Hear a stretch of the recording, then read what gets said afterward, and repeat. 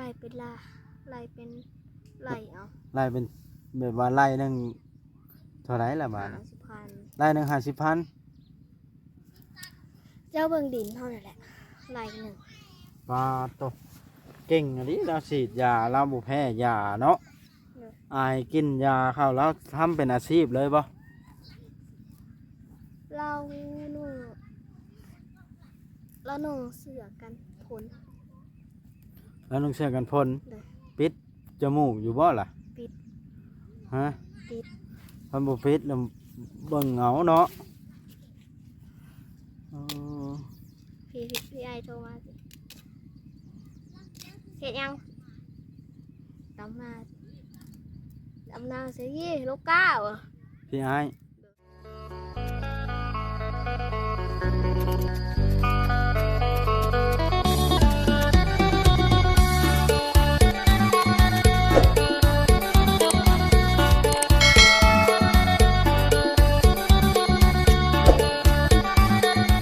โอ้ยเปิดภาพขึ้นก็ได้อยากมืดฝนฟ้ามาเลยเราก็สิมาเบิ่งชีวิตน้องกระตุกหลังแต่งงานแล้วหลังจากที่ว่าง่ายๆซะหลังจากที่เพิ่นแต่งงานแล้วพี่น้องเพิ่นสิอยู่กินจังใดกับผัวเพิ่น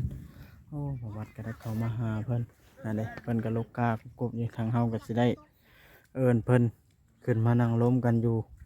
ทางพี่แหละพี่น้องเนาะเพราะว่ามันขี้ตมลงไปหาเพิ่นก็ได้เพราะวัดก็หาจะขึ้นจากลูกกาคือกันพี่น้องเอ้ยเนาะไปพี่น้องเอิ้นน้องกระตุกขึ้นมาแล้วสิถ่ายสัมภาษณ์ให้เบิ่งเด้น้องกระตุกเพิ่นก็ได้งามอยู่ห้องเพิ่นก่อนบาทนึงเด้น้องกระตุกอันเด้พี่น้องพี่น้องห้องเพิ่นขึ้นมาดีกว่าจักมื้อไปห้องหมอนะ3 มื้อ 3 มื้อเด้อ จ้ะไปนอนอยู่พุ่นเลยบ่โบเที่ยวมาอ๋อแล้วเบิดเงินเท่าไหร่ไปห้องหมอด้านหาล้านห้าเลยอ๋อตัวหัวแต่ฉีดหญ้าจักมื้อบาทนี่ไปหาหมอตอนคบกันนะเปิดร้าน อ๋อช่างเป็นอะไรเนาะน้องกระตุกพระเจ้าก็กำลังใกล้สิดีไข่กับลงลูกกาอีกเลย เลย เป็นได้คือลูกกาคือบ่พักผ่อน ผมมีเงินซื้อกิน มันเบิดเงิน เลย อืมนี่แล้วเอาผัวเราต้องขยันขึ้นได้อบาทนะ เลย อย่างคนเคยสู่ชนแต่น้อย เด็ เป็น ก2เนี่ยนะคนคือลูกนะ เป็นได้ชานน้องกระตุกเพิ่นนะ น้องกระติกนะ น้องกระติก เป็นเมื่อฮอดเรา ฮอดปากเซละ โดย เออแล้วพ่อก็อยู่พุ่นเลยบ่บัดน่ะ เลยสิกลับขึ้นมา สิกลับคืนมา โดย อ่าสร้างเป็นแท้น่ะและทางอันนั้นเด้ทางเจ้าเด้ตกลงว่าสิเมื่ออยู่พุ่นบ่หรือว่าอยู่พี่บาทน่ะ ซียูพี สิอยู่พี่เอ้าเป็นอะไรคือสิอยู่พี่เหตุผลบาทน่ะ ได้อยู่เพื่อน พ่อเจ้าคือว่าให้เมื่ออยู่พุ่นไปถามเราเจ้าบ่เมื่อบ่หรือว่าผัวเจ้าบ่เมื่อ ห้าบุอยากมึงนะ เจ้าบ่อยากเมื่อ โดย แต่ว่าเพิ่นบ่ทันแต่งเมื่อได้นางเอ้ย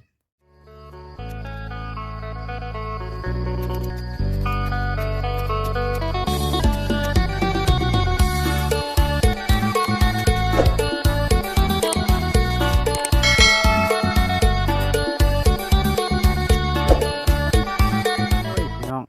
เปิดภาพขึ้นก็ได้มาหาน้องกระตุกพี่น้องเลยอันเด้หลังคาเฮือนเพิ่นก็ได้ที่ฝากสวนอ้อยน่ะมาลูกกาอยู่นี่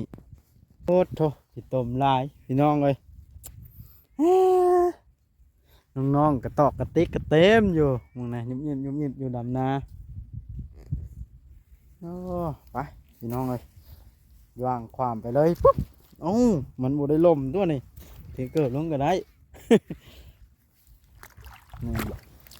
อ้าวกล้าเนี่ยได้จังกิด จังชั้นกระเดาะดิคือว่ายุบยิบยุบยิบอยู่อันนี้ภายในอันน่ะสบายดีน้องกระตุก เดินสบายดี เอ้าลูกก้าไผอันนี้น้องกระตุกฮะ ลูกไก่ไงเจ้าของเพิ่น เจ้าลูกรับจ้างบ่ฮะ เลย อันนี้ได้มัดหนึ่งเท่าไหรอันนี้ หมาละ2ปัญหา มัดละ2,500 โอ้ 10หมัด หาก็ได้10 มัด แล้วลูกก็ไผละอันนั้นนะ ลูกกับลูกไอ้หน้า อันนี้ได้อันนี้แบบนี้ว่าวิธีการมัดเจ้านะ ตามสั่ง ฉันคอยลกนี่เพิ่นสิจ้างบ่นี่ ให้ชุด ฮะ ให้ชุด บ่ฮู้บ่เบิดมือมันนี่ได้จักมัดแล้วมันนี่ หากลงมา บ่แม่นบ่ว่าอัน นี่เด้อของเอื้อยเด้อขาหมัดนี่มีขาหมัดใด มีค่ามัดอันนั้นก็ลกเอาบ่ แม่ รับจ้างกันบ่นั่นก็ได้อ้าวเจ้าดอกกระตุกมัดก้าก็เป็นว่านี่เจะลกมือเดียวไปนั้นบ่อืมผัวไปใช้มันนี่น้องกระตุก ไปฉีดยา ไปฉีดยาอีกละอ๋อ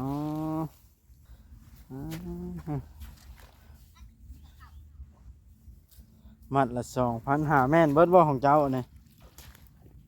กองนี้ได้ซะกองนี้ละคนน้อย แม่ เอ้าคนน้อยก็ได้หลายบานนี่ตัว1 2 3 4 5 6 7 8 9ไม่หมอหามน้อยหาก็ได้9 มันได้ตัวนะแล้วลกอีกมัดหนึ่งขันจากได้อัน25,000เนาะอันได้10 มัดต่อก็บ่ใส่เสื้อแขนยาวเลยน้องกระติกน้องกระตุก เสือแนวแก่ขิมไว้เปียกฝนตก แกทิมไว้ล่ะ แก่สักไว้ อ้าวพอฝนตกอยู่นี่กันพระเจ้าบ่ได้หยุดบ่ จะจุดแป๊ะเดี๋ยวลงมาล็อกเตอร์ อืมอ้ายก็หาก็ขึ้นจากดำหน้าคือกัน เห็นคลิปว่าวลกก้าหาโลกพวมใด อ้าว ไผ ว่าวเลยว่าวว่ะกล้าสั่นกับฝนกันนั่นเอง เช้านี้บ่ แม่น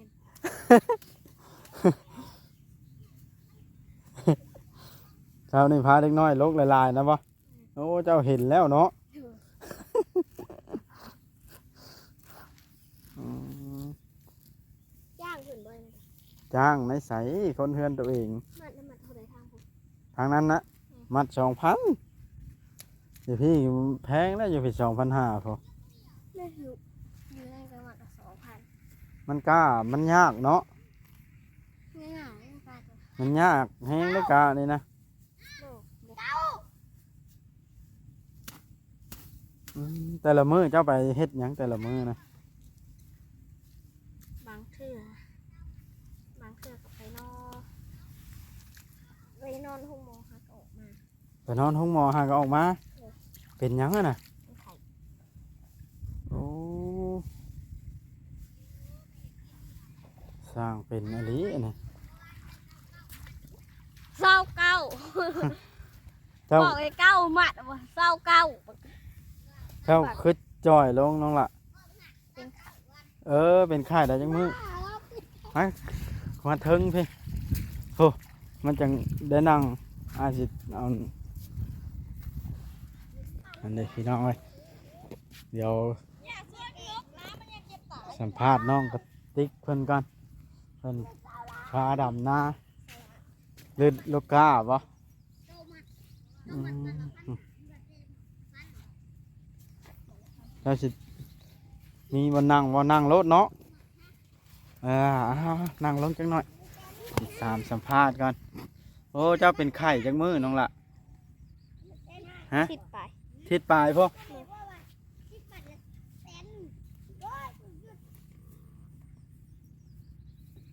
สู้ปากอย่างกันเนาะปากของแอมขอบใจเด้อ กินน้ำเย็นเมื่อยนะโอ้ไปไข่ได้ทิศไป เด้อ ไปนอนห้องหมออยู่ไสเลย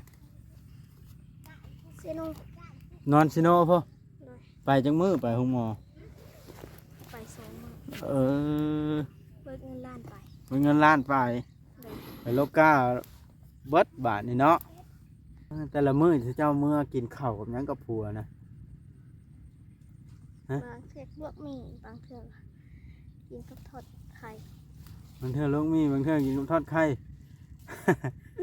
เออ ติ๊กเพิ่นโทรมาบอกว่าเพิ่นฮอดล่ะ น้องติ๊กหาได้ โดย เพิ่นไปอลีบ่เลยนี่ แม่ ไปปากเซหาได้ โดย แล้วเจ้าว่าสิมื้ออยู่พุ่นได้บาทนี่ มาอยู่ไส เพราะว่าสิมื้ออยู่เฮือนน้ำอ้าย บ่ บ่ได้มื้อบ่ โดย แสดงว่าน้องกับติ๊กเว้าไปซื้อเนาะ โดย เออช่างเป็นแฮะน่ะเราตัวคอยสักคอยถามมื้อนั้นว่าถ้าเฮาไปแล้วก็กระตุกก็สิมาอยู่พี่กับผัวหัว บ่ หึ บ่ได้มาบ่ได้มาดอก แล้วบ่ได้ไปบ้านนี่เนาะเออแล้วน้องกระแตเด้เพิ่นสิมาบ่ เพิ่นมาอยู่บ้านโคกแรง เพิ่นเมื่อบ้านของแรงเลยแล้วอะนะ โดย อ๋อเพิ่นเมื่ออยู่น้ำผู้บ่าวเพิ่นบ่ โดย เออเจ้านอนอยู่พี่หรือนอนอยู่เพื่อนปูกลางคืนนะ นอนให้ปู่ ไผจะนอนอยู่พี่นะ บ่มี ป้าเป็นเพื่อนห้างนะ บ่แม่ ไผจะนอน ขาผัวมาก็ขึ้นมานอนพี่ ผัวเจ้าไปสิได้ ไปนอนสิทธิ์ยา ไปนอนฉีดยาเลย เลย อืมใบจะคืนแล้วฮะ หากลับไปเมื่อเช้านี่ ไปกับไอ้ไรบ่ แม่น โอ้แสดงว่าบุมีไผนอนอยู่นี่เนาะ โดย อืมเพิ่นไปนอน บางมื้อก็มานอน มานอนพี่ทาพังเบิ่งแมลง บางมื้อก็มานอนอยู่พี่ แม่น โอ้เจ้ากับโบกล้ามานอนแล้วเจ้าสิมานอนเห็นหยังผู้เดียวบ่แม่นแนว เอาหมูมานอนนำ โอ้ยอย่าไปสร้างเฮ็ดอันตรายมานอนน้ำปูหญ้าพุ่นละ บาบางเทือกอะสีเมื่อนอนว่าเจ้าของนายแหละ เจ้าของนา เออ เจ้าของบ่อนเจ้าลูกการับจ้างเพิ่นนี่ เลย เป็นไข่นักเฮ็ดได้จังว่ามาลูกกาแล้วก็บ่พักผ่อนก่อนฮะ มันบอกมีเงิน บ่มีเงิน โอ้ยเงินซื้อกิน เออต้องดิ้นรนเนาะน้องล่ะ เลย ไปปัวตัวเองก็เบิดล่ะ เลย อ่า คนซ้ำเน่าเลย เพิ่นข้าวซ้ำเกลือให้บ่ เลย จะพอจะแปลกหูแปลกตาแห้งจ้อยวามลงคอยละว่าโอ้น้องกระตุกสิได้น้องละบ่วะ ใส่ไป2ขางเลย อ่า เบิด2ถุง ได้ ไป พ่อยาได้เพิ่นบ่ได้ผ่ามาให้บ่ขมือนี่ เพิ่นหักออกไป ไปฮอดมื้อว่าเมื่อคืนนั่น เพิ่นหากับบินไปฮอด เลย เออแล้วเพิ่นเอาน้องแดงไปน้ำบ่ บอก เป็นได้ล่ะ เพิ่นสิกลับขึ้นมาอยู่เพิ่นว่า เพิ่นไปเที่ยวไปเที่ยวมาแล้วเนาะ เลย จ้ะเจ้าก็คุยกับเพิ่นอยู่ของเรานี่ เฮ้ย อืมลำบากไหนเจ้านะมานอนเฮือนปู่นะน้องกระตุกไว้ เลย ลำบากบ่อนที่ว่าบ่มีสัญญาณโทรศัพท์ติดต่อไผ มีเลยโทรศัพท์เฮา มีบ่ เลย โทรศัพท์ข่อยก็บ่มีไปนะฮะ เฮ้มันบ่มีรุ่นนี้นะ เออใครกินนะแม่น้ำน่ะมันยาเย็นนะ ปลาอุยาเย็นก่อน อ๋อ คุยกัดแข่งเด้อ เล็กน้อยบ่หลานเจ้าบ่ เลย อืมเป็นไรน้องหลานอยู่มาอยู่เฮือนปู่เฮือนย่าเพิ่นบ่ได้ให้บ่ขูมือนี่ ดีอยู่เนาะ โดย อืม เพิ่นมิดเด้เฮาอยากหนึ่งเขาเพิ่นว่าบ่ต้องหนึ่งก็อย่าสิหนึ่งอีกไปหาล้างถือบ่วงเพิ่น เออไปหาล้างถ้วยล้างบ่วงผู้บ่เพิ่นว่า เลย ก็ทำนั้นแหล้วเป็นลูกเพิ่นผู้หนึงนะเจ้าก็ได้อ่าไม่ว่าตื่นหน้าตัวเองเจ้าบ่มีบ่หน้าผัวก็ได้ บ่ บ่มีคือกัน เลย แสดงว่าปู่เจ้าก็ซื้อข้าวกินคือกันบ่นี่ ซื้อเขาวกินกัน อืมของเรานี่แต่ละคนนี่ดิ้นรนหาเงินใช้เองเนาะ เลย เจ้าก็หาใช้กับผัวเจ้า เลยบางเทื่อก็ฝากไว้น้ำเพิ่นหน่อย บางเทื่อฝากไว้นำเพิ่น เลย เงินไหน เลย เจ้าคือบ่เปิดบัญชีเอง นายมันสิเบิด มันบ่เบิดได้คันเปิดบัญชีจำเป็นยังกดออกมาใช้ สิเปิดอยู่ เวลาไข่เวลาหนาวอ๋อขี่รถหยังล่ะไปปัวเจ้านะ มื้อแรกนะขี่รถจักรมือสองขี่รถเกตเตอร์อยู่เพื่อนน่ะดิ ฮะ ขี่รถตัวใหญ่ๆยังไงดิเป็นตะยาดเป็นตะยาด ขี่รถ คุมเด้หลายก ขี่ ระ ร ลา ถจังนะ โดย รถจังใหญ่นะ โดย อ่า คุมเด้หลายกระลา แม่นแล้ว เฮาเกือบหักเด้ แม่นแล้วไข่ก็ดีแล้วเบิดละล้านปลายนึงค่อยมาครบมาน้อยเจ้าครบเสียยังเบิดไปล้าน ล้านปลายคือกันมือนะอืม เถียงกันกวยนู่นแล้วปะ ตอนเช้าได้เจ้าก็มาลกคือกันบ่ มามาแต่ได้มาแต่ได้มัดเดิน มาได้พัดเดียว ลบลบขึ้นเมื่อกินยาแล้วก็นอนพักโพนใครๆเนี่ยก็ลงมาเก่า โอ้ยเจ้าหน่อยมันกลับคืนได้ไข่บ่ทันดีก็มาลกอะใครบอกเอาให้ลกอยากลกเองบ่ เนอะ เออเจ้าย่างมาแต่เฮือนปู่บ่หรือมาแต่เฮือนเจ้าเนี่ย เพื่อนปู่ อ๋อจ้ะพอมาหาเจ้าบ่เห็นในเฮือนนะเอ้าว่าอยู่ไสกลายแล่นยับมาจักหน่อยประเทศ เปิดได้เปิดเป็นบ่ฮะ เปิดเป็น คันว่าเปิด แต่มันเย็นเฉย อ่า กินเบิดยานะมันเป็นสุดเลย อ่า กินเศร้านะฮะมีดแดงหามีด อ่า ขมกับขมกับยาสังมีดใหญ่กับใหญ่สัมโปมือย าดีไข่เจ้าได้ โดย เอออย่างเป็นนี่น้องกระตุกนี่ไปเบิดทั้งพ่อทั้งน้องเบิดว่าไปพุ่นนะ ไปเบิด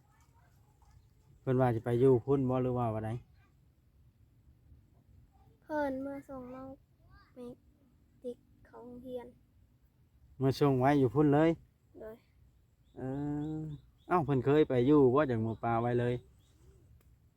เพิ่นคนใหญ่อยู่หันได้ เพิ่นใหญ่อยู่ปากเซเพิ่น โดย เอ้าไปตะกี้ก็คือมาอยู่น้ำไอ้ไรกับน้องกระแตอยู่พี่เมื่อเห็นเพิ่นเกิดอยู่พุ่นอยู่ชื่อบ่ เพิ่นเกิดอยู่พุ่นแหละพ่อแม่แล้วป้าเพิ่นอยู่พุ่นคนใหญ่สิได้มา เลย เจ็บคอ เลยมันไผนะ เจ็บบ้าน เยี่ยมพ่อบ้าน